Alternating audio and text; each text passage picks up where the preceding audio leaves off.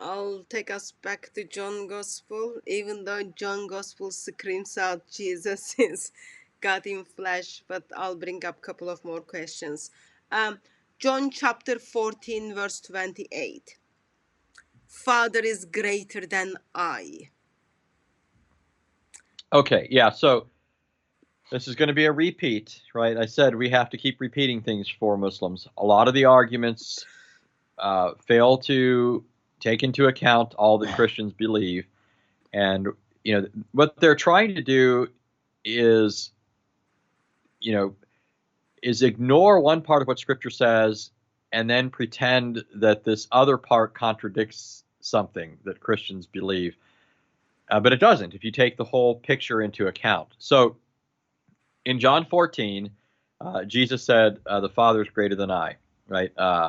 In fact, let me just read the verse. You heard that I said to you, I go away and I'll come to you. If you loved me, you would have rejoiced because I go to the Father, for the Father is greater than I. So notice again, Jesus is going to the Father. This isn't Islamic theology, right? Jesus speaks of God as Father, not simply as Master or Rabb or whatever term you want to use for it that you can find in the Quran. Jesus speaks of God as Father. This isn't Islam. This isn't your mother's Islam, right? But in John, Jesus, according to John's gospel, is both God and man, right? Jesus is God, John 1:1. The Word was God. Jesus is a human being. Verse 14, the Word became flesh and dwelt among us. Necessarily, by virtue of condescending and entering into the world and becoming flesh, in that sense, the Father is greater than the Son. The Son lowered himself, right? I'm not saying that he gave up his deity. His deity is equal to the Father's, right? We're talking here about his incarnate nature, right? His humanity.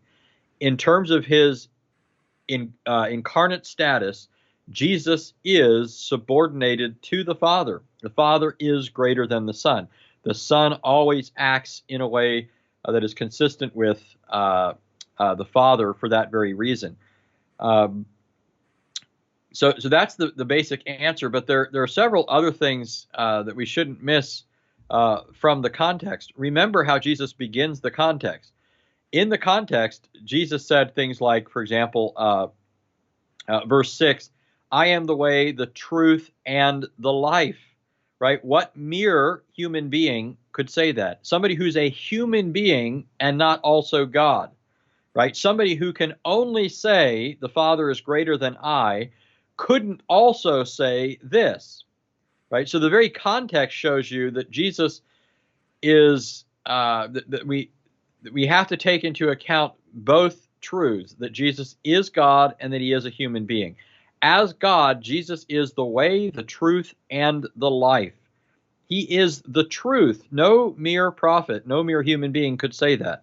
He doesn't just say, I have the truth, I reveal the truth, I show the truth, I illustrate the truth. He said, I am the truth. He also says, I am the life. No mere prophet can say that. A prophet could say, I reveal to you the way of life, I talk to you about life, I show you life.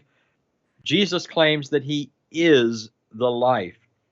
He can also claim in verse 7, the next verse, if you had known me, you would have known my Father also. From now on, you know him and have seen him. So he claims that knowing him and seeing him is equivalent to knowing and seeing the Father. This presupposes that Jesus is the perfect revelation of the Father, okay? Not just in a finite sense, in which maybe some other creature might claim that he reveals the Father. No, Jesus is claiming this in an absolute sense. And we know that because at the beginning of John's Gospel, the prologue again, remember how he ends the prologue? After saying in verse 1, the Word was God, and through him all things became, and the Word became flesh, verse 14. In verse 18, he says, no man has seen God at any time, but God the one and only, who is at the Father's side, he has revealed him. He has made him known.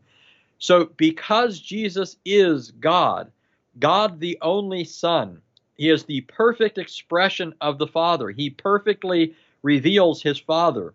For that reason, Jesus can say to the disciples, if you had known me, you would have known my Father, and from now on you have known him and you have seen him.